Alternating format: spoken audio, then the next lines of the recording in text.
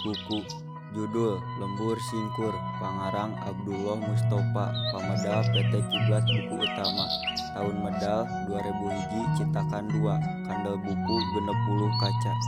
Lembur Singkur nyaritakeun kahirupan di hiji desa anu katelah lembur singkur anu jauh tina karamean kota. Lembur ieu gaduh adat istiadat anu kuat sareng pendudukna basajan sareng damai.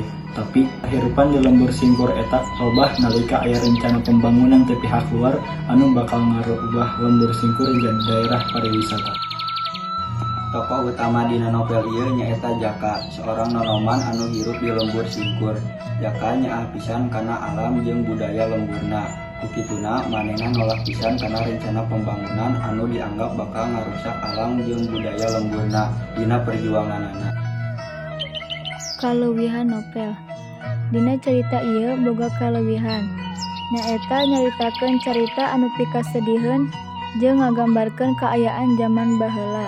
Masyarakat pelemburan di Tatar Sunda anu pikawatireun. Mere pelajaran jang barudak ngora anu ayeuna hirup di Tatar Sunda yen kahirupan baheula teh bener-bener pikasediheun jeung pinuh ku derita. Teu siga zaman ayeuna. Jeung eta kajadian teh mangrupa kajadian anu bisa wae niniaki urang ngalaman kana kaayaan eta.